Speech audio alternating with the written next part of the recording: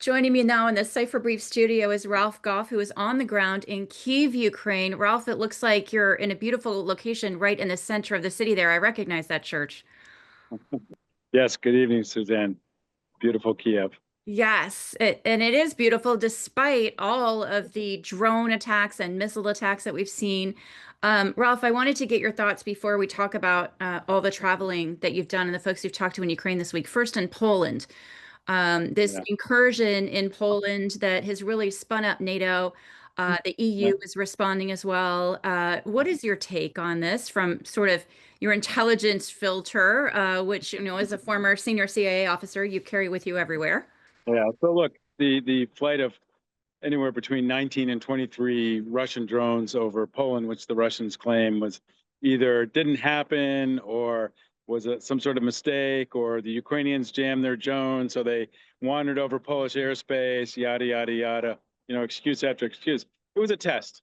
This is Vladimir Putin testing the waters after the Alaska summit, after all the last 2 weeks of back and forth with the European allies on, where do we go from here? How do we get Russia to the table? What do we do to get a ceasefire? So this is absolutely vintage Vladimir Putin, who, like any 2-year-old child, is testing his parents' forbearance. In this one, at least in my opinion and some others, he may have made a big mistake. Right? I mean, for once, he may have gone too far. I mean, this is a violation of NATO airspace. Article 5 applies. So the Poles have already kind of invoked Article 4, which, isn't much. It does mean they need the NATO allies to gather and discuss the issue. But at the same time, Putin's made a mistake because he's given a gift.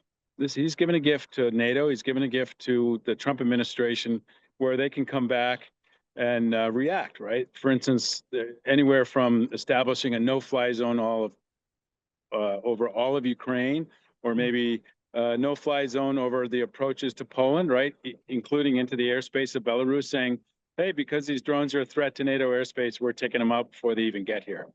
Right. So Right. we'll see. I think this is a real acid test of the will of the NATO allies and the will of the Trump administration to show Vladimir Putin that he can't just always have his way.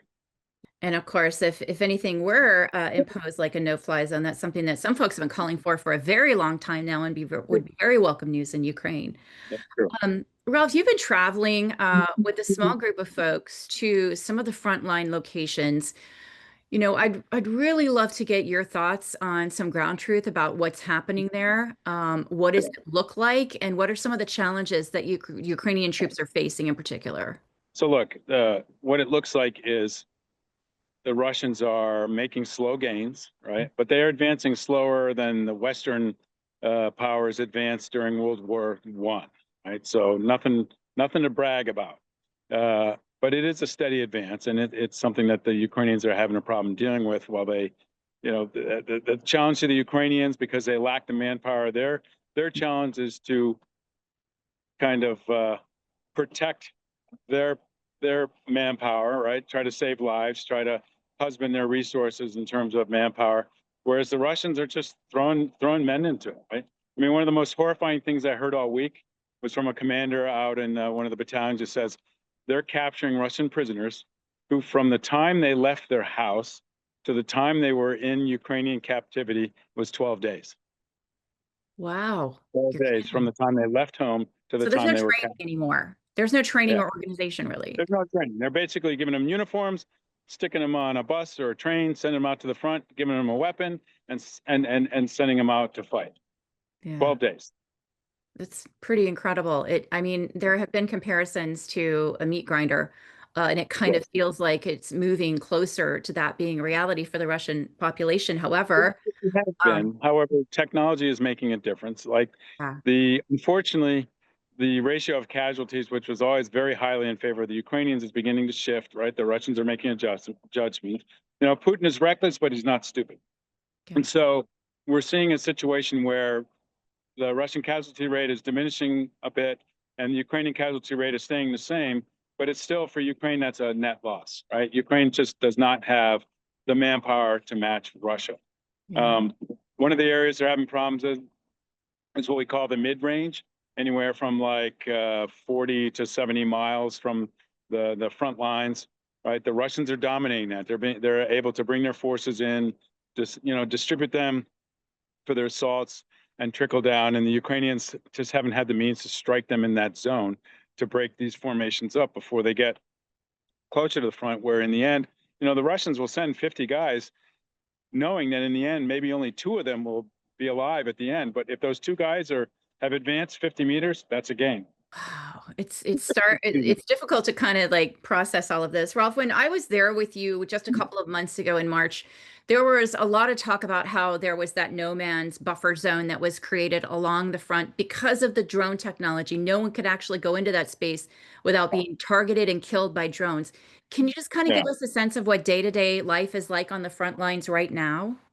Yeah. So the day that we visited a battalion headquarters on the front, it was pretty quiet. We were watching 40 or 50 drone feeds at any given time. And, there wasn't much going on there. But they said, no, there are times when the front becomes active.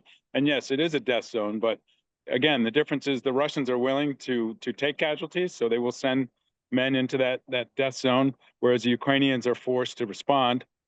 And let's say you have 5 Ukrainians in a position, right? They successfully defend, they hold off the Russians. Let's say they kill 10, 20 Russians. If they lose 2 guys, right, they're down to 3. Yeah. Right? The next assault of 50 guys, eventually it just wears them out. So it is a numbers game. And, the Putin administration, um, for some bizarre reason, continues to be able to recruit and mobilize. Mostly it's economic because they're recruiting soldiers from the poorest regions of the former Soviet Union, now the Russian Federation. And these guys are being offered recruitment bonuses and money that millions of rubles, which is, thousands of US dollars, but it's money they never would have dreamed of having. Right. Yeah. Too good And to so they say go. no to. There we go. Ralph, And then 12 days later, they're either dead or in Ukrainian captivity. It's bizarre. yeah, be careful what you're selling when you're taking money. Ralph, let me ask you, from your time, you've spent a lot of time in that region professionally, and of course, you're a retired senior CIA officer. You've got a lot of knowledge about what happens in these areas. If you were writing a report back today, what would you say are the top opportunities and challenges for the Ukrainian troops who are fighting on the front right now? So the top opportunities are that again, if you're fighting guys who 12 days ago were sitting at home, right, and you've been fighting a war for 2, 3 years, you have a huge advantage in terms of your experience and your abilities. So they have that. The challenge, though, is keeping those guys alive. So for us in the West, for the United States, for NATO, I think the key here is to provide weapons, ammunition, you're right, a non-ending supply. It can't be like last year when we had the remember when the bill for supporting Ukraine was frozen for months, Yeah, right? And that's it passed, but at the last moment, literally, the Ukrainians were hanging on by their fingertips then, and the new ammunition was coming in. Literally, it was like the cavalry coming over the hill to you know, protect against the last charge of the enemy. So we can't allow that to happen again. We've got to enable the Ukrainians to be properly equipped and properly armed. yeah. And that includes helping them solve the problem of the mid-range distance with the types of weapons that can strike, out 40, 50, 60, 70 miles from the front. Yeah, the criticism has always been that the U.S. has given Ukraine just enough to not lose, but never enough to win. Is That's there right. anything, Ralph, this week during the places you visited or the leaders that you talked to that surprised you? No real surprises other than just that maybe it's surprising that their morale is still high. I mean, uh, you go to these frontline units and they're all their morale is high. There's no one sitting around morosely, right? And then you go to cities like we went down to Odessa on the Black Sea, lovely place, and people are on the beach. It's a little weird at first to see people hanging out on the beach like a normal beach day, but then you think, hey, look, this is their daily reality, right? I mean, today we're celebrating 9/11. Well, celebrating, we're marking Yeah. and the anniversary of 9/11 in Ukraine, where one could argue every day is 9/11. You know? Although we expect this weekend to be quiet because General Kellogg is in town at one of the conferences here, and one would hope that Vladimir Putin and crew will decide not to bomb Ukraine while he's in town, since he's such a good friend of theirs on the negotiating table. So we're happy to have General Kellogg here. So. You never know. I wish I knew what the calculus was for making decisions about when they launch these attacks. Ralph, stay Yeah. safe in Kyiv. Thank you so much for joining us on the ground there in Kyiv, Ukraine. We're looking forward to being there with you on your next visit in. Thanks, Ralph Goff. Good seeing you. Thank you.